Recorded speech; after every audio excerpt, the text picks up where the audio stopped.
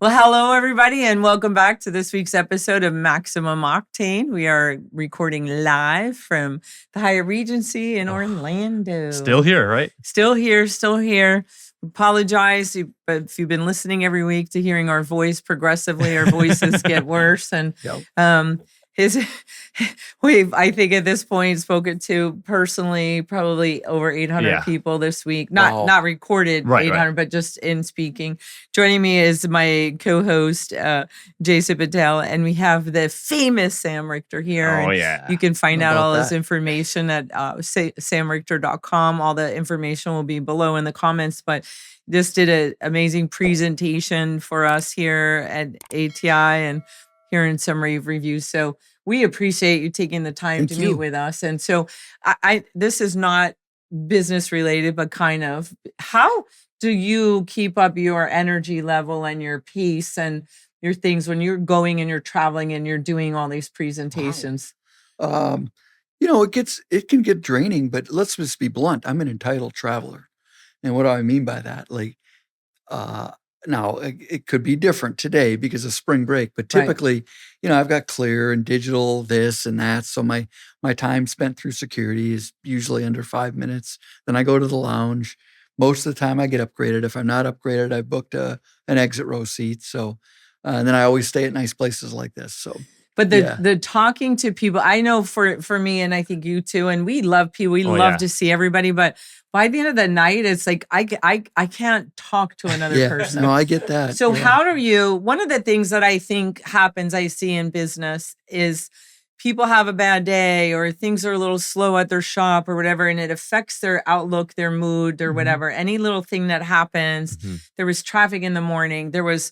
And you could tell immediately, the internal and external customers, that something wasn't right in the morning, and there's a joke about who messed up my Wheaties or whatever. You go on stage, you deliver powerful messages. How do you reset with whatever? If you had a bad travel experience or your eggs were runny, you still got to get up there and you gotta bring it. And you need to make all of us feel like we are the most important audience you ever had, and that we are the only focus. How do you do that? Well, I think it's, I used to play sports, so it's not too unlike that. I mean, once you hit the field or once you hit the stage, you have to hit a switch and you become a different person in the sense of, not from an integrity standpoint, but a different person in the sense of, however you were feeling off the stage 30 seconds ago, doesn't matter. You're on the stage and people deserve 100% of your best. And I've always said, I'm always going to hit a home run. That's my goal. If I ever feel that I didn't, I'm done. Now, sometimes the home run might be launching out of Fenway. And sometimes it might have barely cleared the left field in a little league park. Right. But you try to always hit a home run. You get energy from the crowd too, for sure. So I think going on stage has never been an issue. Sometimes I'm sure if you talk to my wife, she'd give you one of these about, do I bring it off this, when I come home? But I try to just be in the moment. That's probably the best thing. I love that because that is something I think most business owners fail short of. They don't give everybody their best all day. And as a leader, that's your job. That is your job. Probably your singular most important job is to bring it every day and make everybody that you're interacting with feel like they're the most important person. They're what you're doing. And you got to kind of put your feelings or whatever stuff aside and be able to bring that energy. Yeah. I think the hardest part too is, I know for me, I try to verbalize correctly, but my wife will tell me, she uses this line, it's not what you say, it's how you say it. So I've had to work really hard on the nonverbals as well and staying consistent. I try to stay pretty calm. I don't, as business owners, there's always so much going on, and it's just, I've always, I guess, heard this from other people, but try to live it, is when you worry about the past, there's nothing, it's the past. Right. So, it's the regret. Just what did you learn from it? If you worry about the future, Well, 95% of the things you worry about are never going to come true anyhow. And so why do that? So just try to live where you are. And would I give myself an A of doing that? No, not at all. But that's what I try to do. Well, perception is very important, right? I mean, perception and how people are relating or receiving the information that you're putting down. Now, with that being said, I do want to ask a little bit about your background. So, how long have you been a speaker now? Gosh, I don't know, 30 years. What were you doing right before you Yeah. started speaking? Well, I was in public relations. I was in marketing. So I used to be an advertising writer, then a creative director, then in public relations, then in digital marketing. Started in public relations where I started to give some presentations for the firms I was with. And then same thing in once we got into digital marketing. Then for 7 years, I was a CEO of a large research organization. And part of our marketing strategy was me going out and speaking and talking about the value of a library and those sorts of things. And then for a few years, I was an executive at a financial services software company and I did a lot of speaking there. So kind of always been speaking. And then eventually people were like, "Hey, I'll pay you for that." And I was like, "Okay." Well, what's the biggest thing that you have shifted or changed over, let's say, over the last 30 years when it comes to speaking and public speaking? What's the biggest thing that you have noticed that you've shifted in or changed to kind of make your presentation style better? Well, I think you're constantly learning. So I belong to mastermind groups. I belong to the National Speakers Association. I try to watch other speakers. It's an art. It's a science. Most of what I do on stage is very planned, how I walk, where I put my hands. Do I do it perfectly? No. But I try to watch other folks and see how they do it and learn from them. So there's a constant learning. And then constantly, being the speaker is the easy part. It's building a speaking business is the hard part. So there's lots of speakers. There's not a lot of speakers who make their living out of it. So what I'm hearing is you plan, you strategize, you learn, and you continue to train. Absolutely. Right. So it's kind of similar to what we talk to business owners all the time where, I've been doing this for 30 years, 40 years, second gen, third gen, fourth gen. We've got it figured out. I mean, yes, there's new stuff out there, but we've got the secret sauce already. So we're just going to continue doing this as opposed to just like Michael Jordan had a coach. Yeah. You're always trying to find that person to help you continue to grow. Absolutely. And I think it's well, the other advantage I have is I speak about whether it's my sales program or my generative AI program. It's all about technology, and that changes so fast every day that I really do not think I could go a month. I'd be done. I'd be done if I didn't stay on top of things for at least every day. Every day I read for 4 hours. So wow. Do you have that scheduled on a calendar? No. I just you just fit it in during the day, or do you have a I routine? wake up at 4. Okay. And then I read until 6, go back to sleep, then go work out, then do work. And then every time I'm in Delta lounges or hotel so you do, rooms and that's so important too, because I think a lot of business owners, they don't plan, right? There's not consistency. Right. So you have a routine, even if it's not on your calendar. Yeah, that's correct. Yeah. That you wake up at 4 a.m. and you read, and you know you're going to read for 2 hours. And that's something that you could do no matter even if you're traveling. Absolutely. Right. So and I think there's so much that this morning. Yeah. Right. Well, business owners, anybody that's got a busy lifestyle, they will make an excuse to not do something because of their external factors, right? And one thing I like to tell everyone is whether you have one thing to do or you have 100 things to do, you're going to be busy. That's right. You're just going to make yourself busy with whatever you need to get done. So you have to at least know what you want to get done too. Yeah, I mean, in my mastermind group holds me accountable on things. More so on, I'll give you an example. One of the things that's easy to do is not spend time with your family, right? And so I try to make sure I play pickleball with my wife once a week. And are you any good at it? No, but she is. Okay. Yeah, I am okay. I'm not going to embarrass myself. Do you have a fancy outfit? I like some of those outfits. No matching outfits? No. Oh, come on. No. We're missing out. No.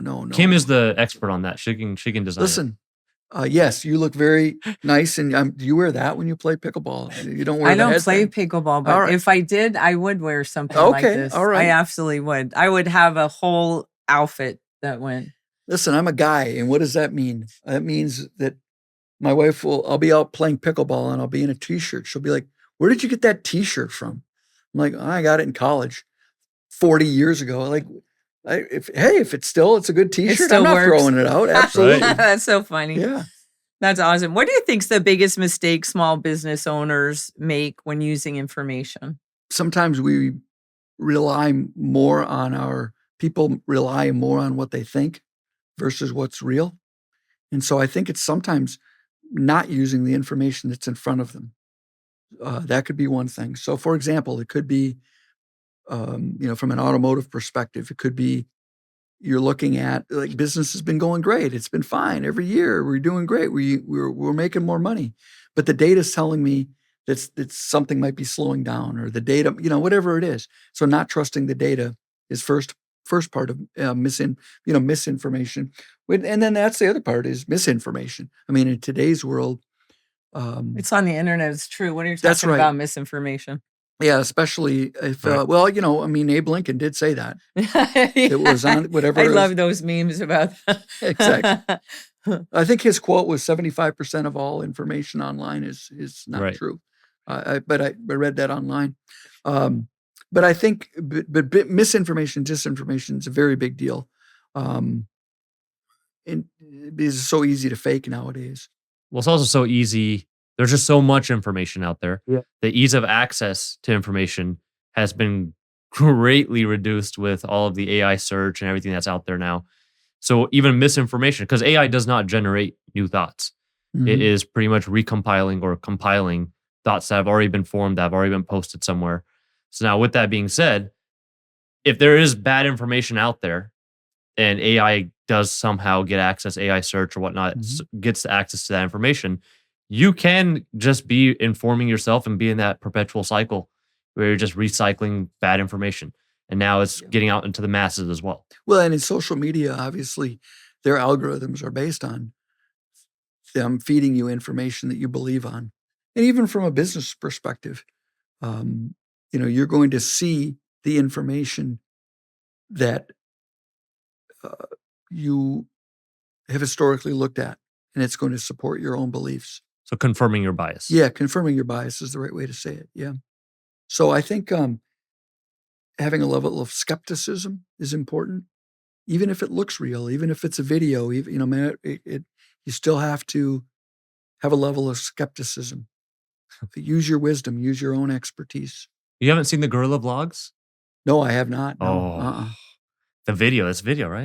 It looks even more real. There's gorillas speaking English just in the jungle, just having a blast. No, those are true. Yeah, Yeah. that's why I thought. Like, Yeah. I'm trying to find out where I want to Yeah. be part of that. Yeah. How do you think AI and all the technology we have today is affecting just your intuition or gut feeling? I think it was Daniel Pink, the book Blink, Mhm. that he wrote about, tuning in and listening. I see people now turning away from that, any kind of gut feeling instinct, and saying, oh, okay, that's, I saw this online, or ChatGPT said this, or any kind of AI. How do you think that's like affecting the world? Well, I think the biggest thing is it's causing fatigue.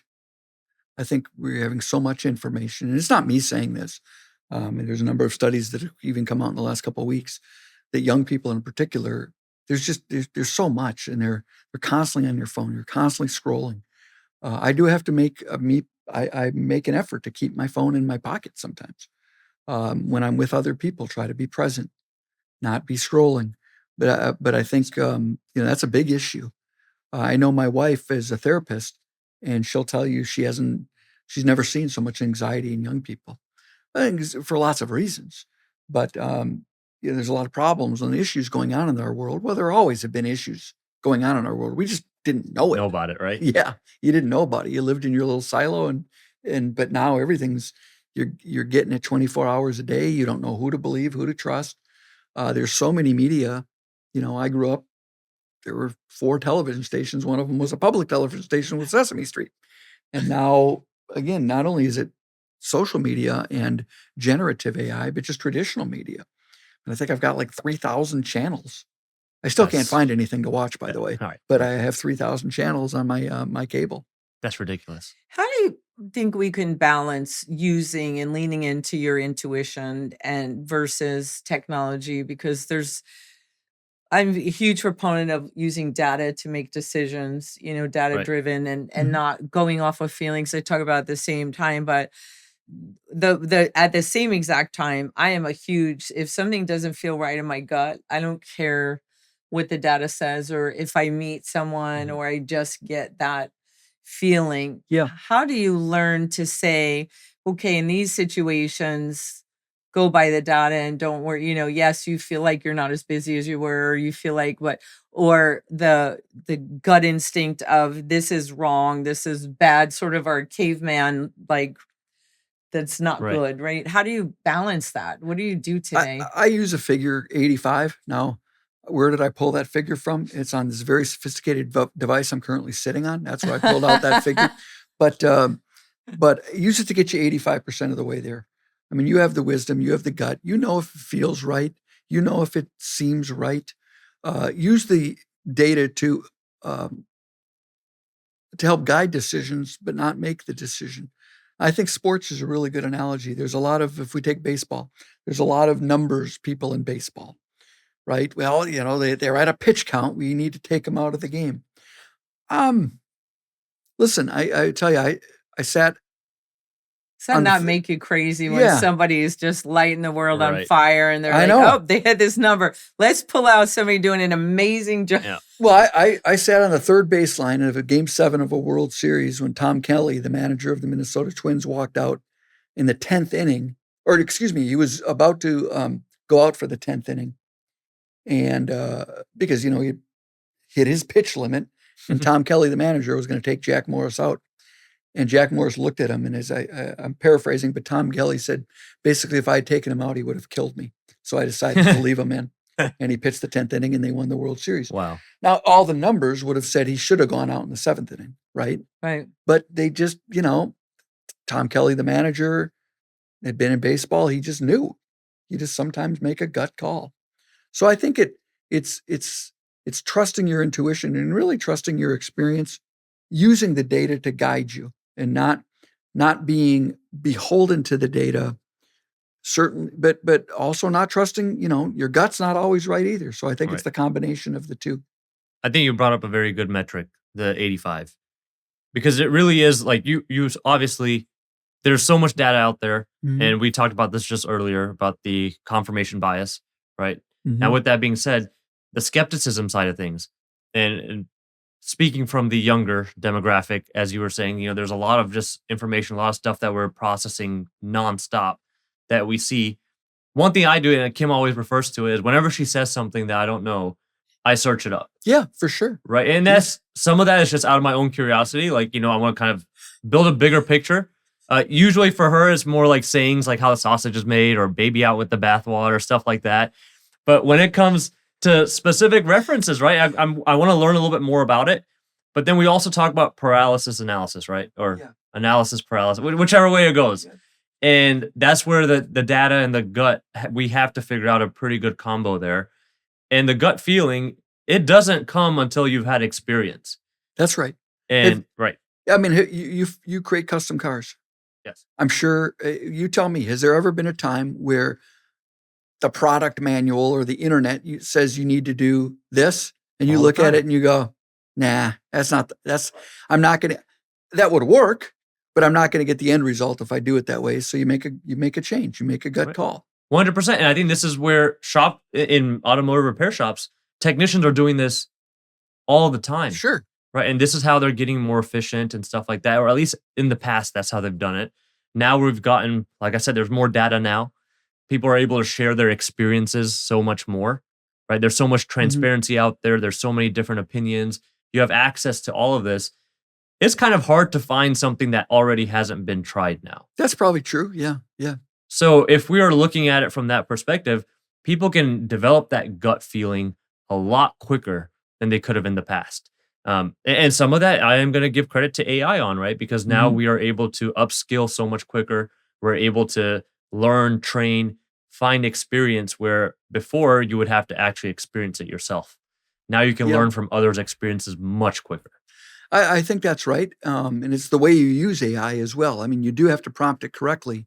Otherwise, it will hallucinate. Correct me if I'm wrong on this, but I always talk about medicine being part science and part art. Like, I mean, there's science, like, okay, you have a broken arm. We know exactly how to fix that. We know exactly what to do. But sometimes somebody's ill and nobody figured, well, let's try this medicine. Let's try that medicine. I'm guessing auto repair is kind of like the same thing. Like you plug in the diagnostic tool and it tells you one thing, but the motor's still going clunkety, clunkety, clunk. And your gut tells you, hey, you know what? I know but you know what? I bet you there's a rock inside. You're not going to know that unless you have the experience. So, but I think it's also, you can use the data and use AI and Google and other tools to verify your gut. So it goes both ways. So, let me check that out. Let me see if that's possible. Trust but verify. Yeah. I'm usually using that phrase in AI, whatever AI is spitting out, but it works the same thing with your gut. You can trust your gut, but verify. Verify it. Yeah. Right. Yeah. I mean, especially and you have to, and that's where, again, judgment comes in, where you have some things. It's like, well, if I'm wrong, it's not the end of the world. Some things, if I'm wrong, it is. This is a big deal. Like I can't, if you're building one of these custom cars that costs a lot of money, you can't screw it up. Yeah. And I have screwed it up before. Well, we don't need to know. Right. That. But yeah. Exactly. Right. I'm not going to tell anyone about it. You just told millions. Well, no, not really. Because he goes back and fixes it. Exactly. There's that. Right? There's that. So what advice do you have for our shop owners? And we have other business industries that listen to us too. If they could commit to 30 minutes a week to work on their business, what would you tell them to do? Yeah, I would really dive into generative AI. I call it a mindset shift. This is not the new iPhone.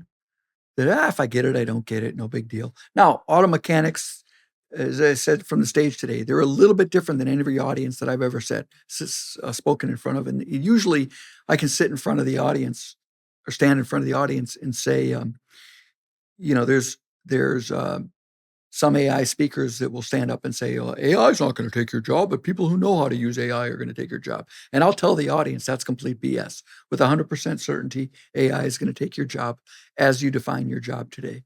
Auto mechanics, auto repair shops, that's them, carpentry, HVAC. Those are some of the few where I say, no, you're still going to be fine. You're going to be around. You might not be as profitable, or your competitor might be kicking your butt because they're using AI to become much more efficient, much more creative in how they market. So I would really look at what are the tools that I can use to become. So, really start at it from a goal perspective. What am I doing in my shop that's mundane, repetitive, inefficient?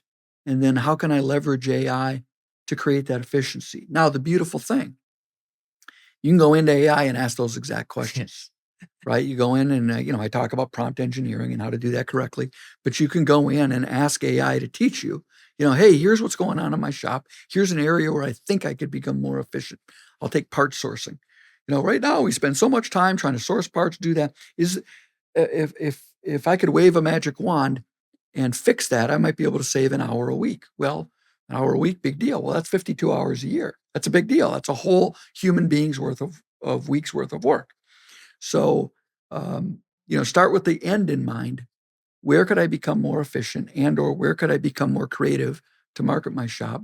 And then use the tools to actually teach you how to do that. Love that. So if we take that a step further and go specific to hiring, how can our shop owners use the data, the tools, the technologies today to make better hiring decisions? That's a great question. I think I think a lot of companies, make mistakes. So they run these resumes through, and then they spit out they kick out a bunch of very qualified people.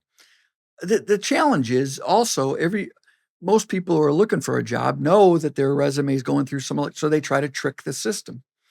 So I think the biggest thing is, there's what I would do is I would look at using technology to make sure that the skill set that I need, for lack of a better term, the demographics, like have they ever worked on foreign vehicles before, right, versus they've only worked on domestic. Do they have this specific skill set? But after that, then it's more of the psychographics. And that's still sitting down and talking with people.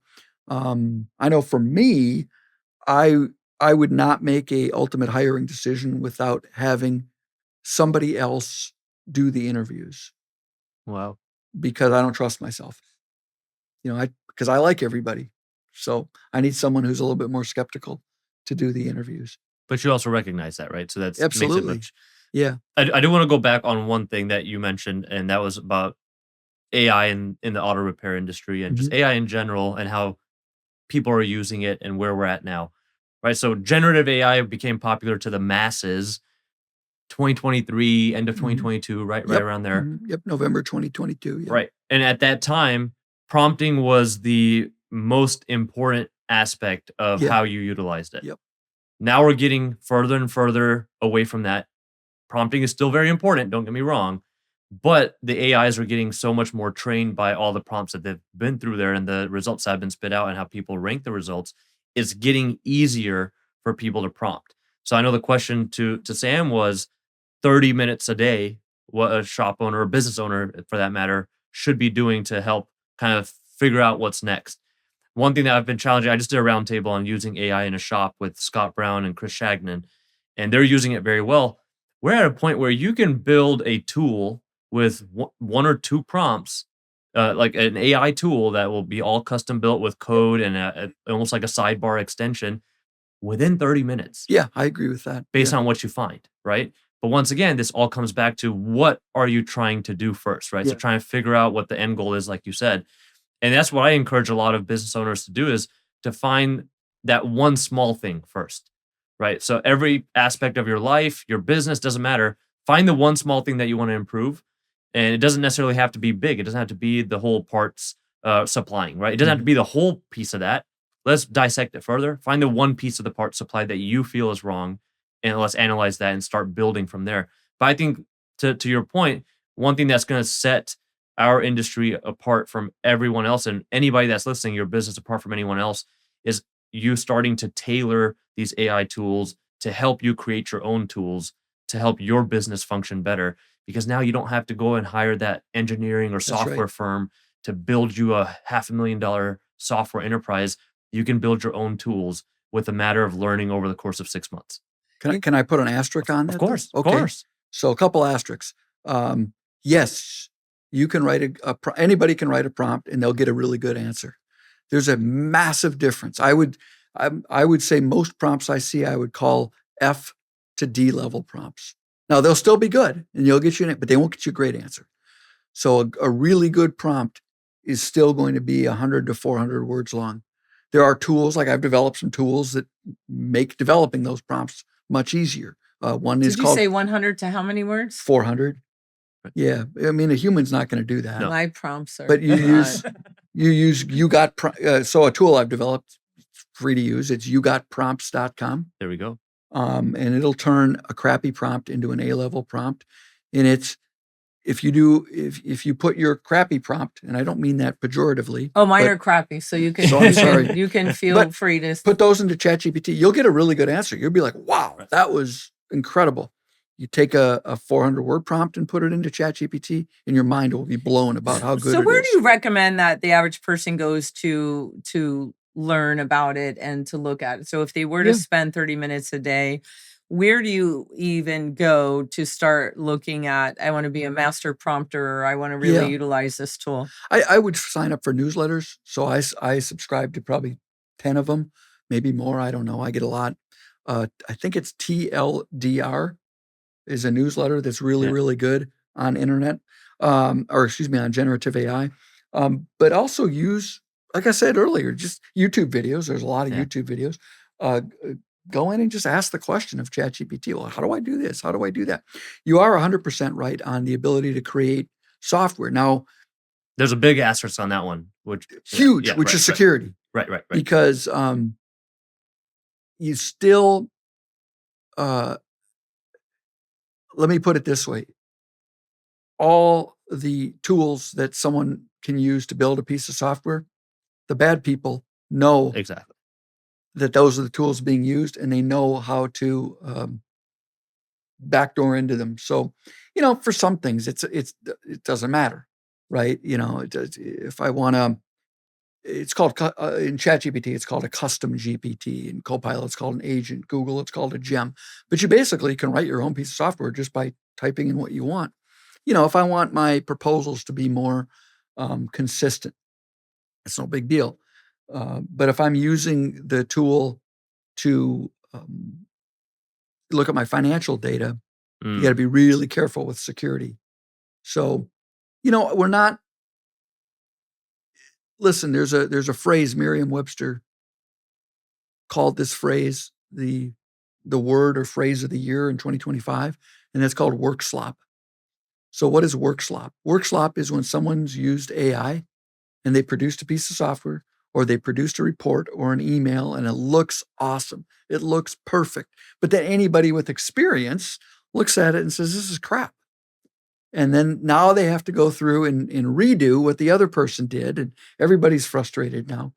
Now, here's the good news. The good news is this technology is the worst it will ever be for the rest of our lives. But I like to say we're still in the AOL dial-up phase of this. I mean, it's so scary to me, like exciting, but so scary that. Like, I mean, I'm building an entire AI certification course. It'd be 4 hours long. I add new lessons every day. It would have been impossible for me to do in the past. Why? Because the technology changes. I have a production studio in my house. I don't have time to go down, make sure I'm wearing the same clothes, make sure my haircut's, film it, edit it. No, but I have an avatar of me that sounds like me. That's darn near perfect. Now, is it perfect? No, you can kind of tell. And I'm transparent. I say, I'm eSam because the real Sam's out right now. And he's the one who gives the course. But I would anticipate a year from now, you can't even tell the difference. I challenge you on that. I think it might be even less. Yeah, you might be right on that. And the reason I also bring this up, I know you talked about work slop. In my generation now, we're starting to call it vibe coding even more and more, right? Vibe? Yeah, vibe coding, right? So and I'll give you an example of this, right? I have my best ideas in the shower. So do I. All right. So I hear you. Yep. My phone is pretty close to being waterproof, but I can get a bag and put it in there. And I can literally just, if I think of something, hey, I want to create this, I could just start talking to my phone. And by the time I get out the shower, it's already started coding it and whatnot on the computer. Yes. And then I get there, I can review it. Now, here's a caveat to all of this, right? Custom GPTs and all that, that's great, right? That's still very surface level of what's possible now, right? Yeah. And this is where I think it's going to be the biggest disruptor it's already started disrupting. But the people that actually know what they're doing, the people that actually know what it should be like, it's just going to make them so much more efficient. So now one software developer that would usually take 6 months to develop one piece of software is going to be doing the work of a whole team just on their own. Yeah. And that's where the experience really comes in. I mean, again, let's say I'm just making this up, so tell me this is wrong. But you're an auto mechanic and you get this diagnostic thing from you plug in this tool, you get a diagnostic report. And what's a big frustration? Well, a big frustration might be, and I'm making this up, is, I got this diagnostic report, but now I'm going to give this to a customer. Customer doesn't know what any of this means. Right. Okay. You could literally talk to Claude Code. Yes. And say, here are 5 examples of these diagnostic reports. Here's what I want them to look like. Here's what I want the end output. Please create a piece of software for me. So all I have to do is upload the diagnostic report as a PDF file. And I'm going to even take it to another level. I needed to create an infographic. I needed to create a Word document. I needed to create a PowerPoint presentation. And I needed to create a video of what this means for the customer. And oh, by the way, I need to be able to push a button and translate that video into Spanish. Now, here's where the experience comes in. I could go do that right now, knowing nothing about cars, and it'll be a piece of junk. Right. But if I knew about cars and I knew what then I'd be able to look at it and say, no, that's not right. Because that's the thing, is there still takes the wisdom and the experience to take that piece of software and make it meaningful. I can create one right now, and it'll look awesome. And it'll work. It'll look like my stuff. Right. And you'll look at it and go, yeah, it's telling you the wrong thing. Right. But the process worked, right? And I think that's what we're looking at now is AI is getting better and better at helping individuals figure out the process that they otherwise would not have. That's right. And this is the first time that we're seeing a tool that you can literally ask that tool, how do I use you? Yeah, that's how do exactly I master correct. you? That's exactly. like this is never, you've never been able to do this. I can't just go to my car and ask, how do I drive you better? You know, you can't do that. I mean, AI, you can, whatever. And every AI tool that's out there already, kind of what you were saying with like, there's people that are going to use it for bad. Listen, we're in Florida. A lot of those people need to go into generative AI and say, how can I drive better? Sorry to interrupt. I'm just telling you the reality. I don't think it's only Florida. I think it's pretty much everywhere. All right. I do want to, you've asked me a couple of times if I was a business owner and I had 30 minutes a day. That's what I would do. I would go into ChatGPT and say, I'd like to learn how to use you. Now, here's a couple of tips. I'm going to ask you, so I would tell ChatGPT, I'm going to ask you a series of questions. I need you to explain it to me like I'm in high school, or for me, third grade, but your listeners, high school. And then here's a trick that I always do. Give me step-by-step instructions. Do not move forward with the next step until I tell you I'm ready. Because sometimes it'll just, and you get this huge thing. Whole thing, yeah. But just give me step-by-step instructions. Do not move forward until I tell you that I'm ready. Just doing that. And start out with something simple. Hey, teach me how to bake chocolate chip cookies. Right. And I'd even add one more thing on there. One more piece of that to that prompt would be, do not treat me like that you are trying to please me. Absolutely. Be an instructor, be a trainer, and you can be tough on me. You can be tough on me. And if you want to have a little fun, it's okay to be sarcastic. It's okay to yell at me. Yeah. Have fun with it. There's a couple of tools inside. If you're using ChatGPT, make sure that memory is turned on. It usually is by default. And that way it gets smarter about you over time. But that's if you were to, yes, read newsletters. Yes, watch a YouTube video. Sure, go to a local conference. If you were to spend 30 minutes a day, just go to ChatGPT and ask it, how do you make me better? Which one is your favorite platform, or do you use multiple for different reasons? I use multiple for different reasons. I would say if I were to use the auto analogy, ChatGPT is kind of like your Chevy truck. It just works. Right. Claude I use for code, but I'll switch back. Gemini, they're coming out with new models. It seems like every week, so I'll go back and forth on them. But Claude generally for code, Perplexity generally for research. But we're talking shades of 5%. Right. I think if you just said, I'm just going to use ChatGPT, you'll be fine. Or I'm just going to use Claude. Because I think that's another thing that kind of freaks people out when we speak to them about going on. They're like, well, which one do I let? They typed in their AI and it gives them a list of 15, 16 now are popping up, I think. They don't know where to start. And then they overhear people saying different things. Right. And so probably just the easiest is start with ChatGPT. Or ChatGPT or Claude, I would say. Now, if you Copilot, which is already built into the Microsoft infrastructure, I don't think it's very good yet. Yeah. But because it's built inside the Microsoft infrastructure, that's not a bad one. Yeah. If you're a Google shop, Gemini is really good because it can talk to your Gmail, it can talk to your Google Calendar, it can talk to your OneDrive. So that one's really good.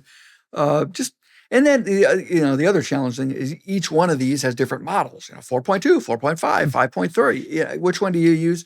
Use the default one. It'll be fine for most things until you start getting into it. And that's where, again, you might ask, hey, I'm trying to do some coding today. Which model of yours would be best to do what I'm trying to achieve? So that's where you can ask the system. Right. It just sounds so counterintuitive to ask the tool you're using how to use the tool. Well, it's also the prompt though, right? Because you have to make sure you're telling it to be honest. Otherwise, it is going to try to promote itself. But you know what I mean? When you use a hammer or you use a scanner, right? You don't can't ask at the shop, right? The scanner, tell me how to use you, or the hammer. If you're just thinking in an analog world, you don't pick up a hammer and say, tell me how to use you.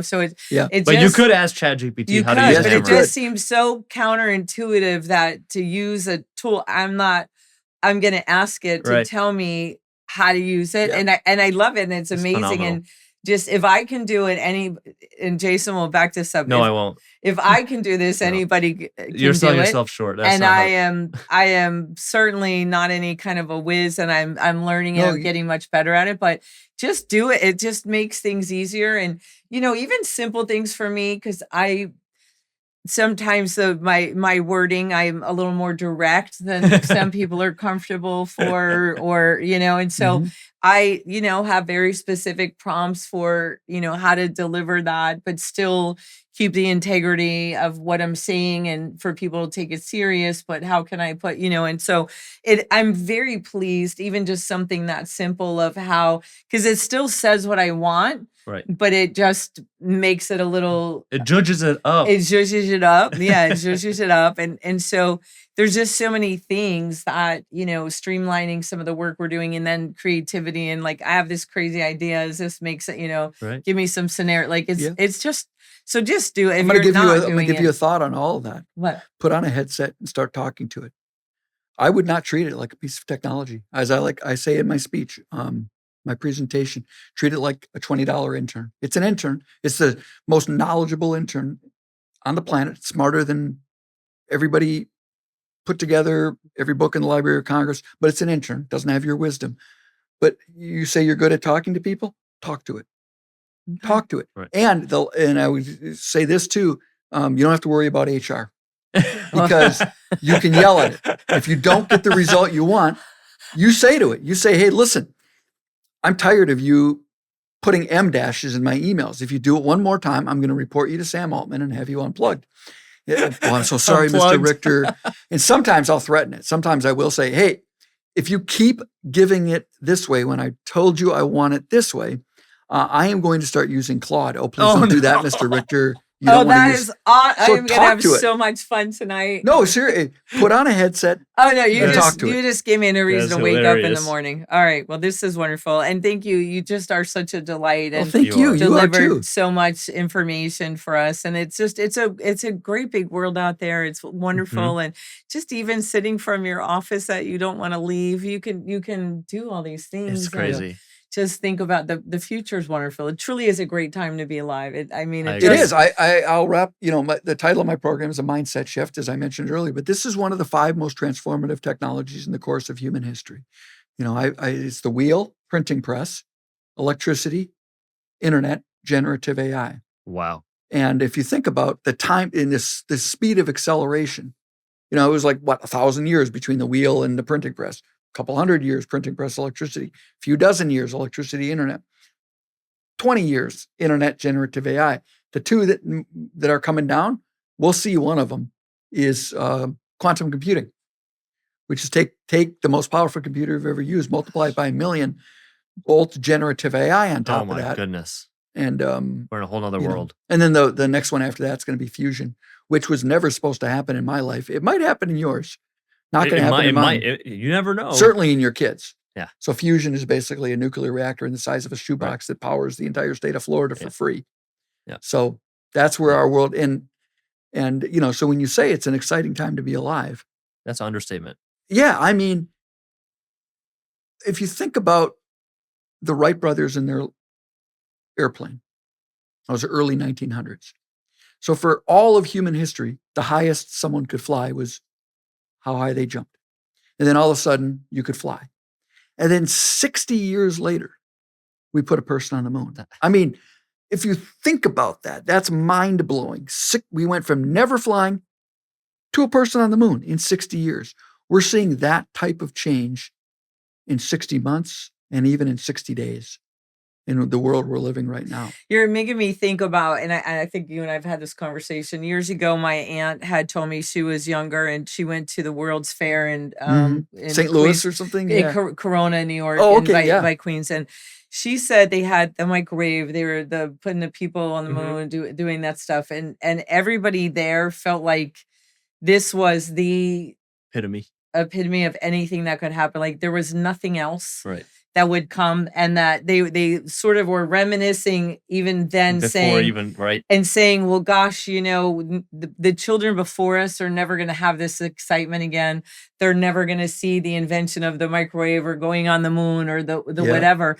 And when you think about like now, like truly, what is the it's not the sky is the limit. It's not the world. Right. It's the universe. It's just so exciting, and there is no limit. There is no limit whatsoever. Right. Do you remember the Jetsons? To what we can do. Yes, I remember. I think we almost all have it. Yeah. Flying cars are here. Yeah. I mean, they're already out. I know that. They're yes. already out. It's just how do we make it available to the masses, right? No, You know I don't. what I would just- prefer is the boat. I want, and I know they have them, but I want a good, cool looking boat car. Amphibious car. Yes. Yeah. I just, if we were just talking earlier about Florida drivers, can you imagine Florida flyers? Oh, no. It would be horrible. No. It would be horrible. There's got to be a huge barrier of entry for that. That's why I don't have any. I'm not, I see the way people drive on the ground. I'm not going up in the air with these people. I'll be happy. But I'll tell you what, my wife said she's never getting in a Waymo. I love the Waymo. Oh, I hate the Waymo. Do you? I love the Waymo. I hate it.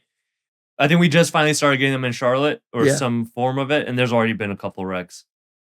Yeah, I suppose. All right. Well, don't end us on a downer. We're on a high. What's possible? The world, the Well, universe here's one thing I do is want to at bring your up. fingertips. It is exactly that. The possibilities are endless. And I think all the stuff that you mentioned that you said that might not happen in your lifetime, I still think that there's a pretty good chance that it will.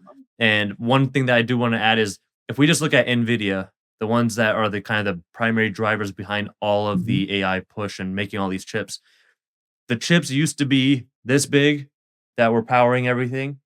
They've already gotten like to that big in the course of like less than a year. Yeah. So we're just moving exponentially quicker and quicker. Absolutely. Yeah, it's astonishing the speed of change. Yeah. And again, that kind of gets back to what we were talking about at the beginning. The anxiety, which is real, because humans aren't wired for this speed of change. But I also think then it comes back to a lot of what we were talking about today is just being human. I mean, shift, the mindset shift. It stands for streamlining work, harnessing your expertise, innovation, focus strategically, but all leading to embracing AI so you can thrive as a human. So maybe I'll wrap my comments on that is AI in my lifetime, I do not believe will ever have compassion, empathy, vulnerability, courage, can't connect with human beings, can't build trust, doesn't have wisdom based on experience. So it's using these technologies to create efficiency so you can do what only humans can do, and that's be human. I love it. I love it. Thank you for that. Yep. I don't have anything to follow up. My on. wrap up is exactly what you said. Be human. And I really do hope that it just sticks with efficiency. I don't want it to have compassion. Well, with that note, everybody stay safe and make good choices, and we'll see you next time. Thank you. Thank you. Thank you.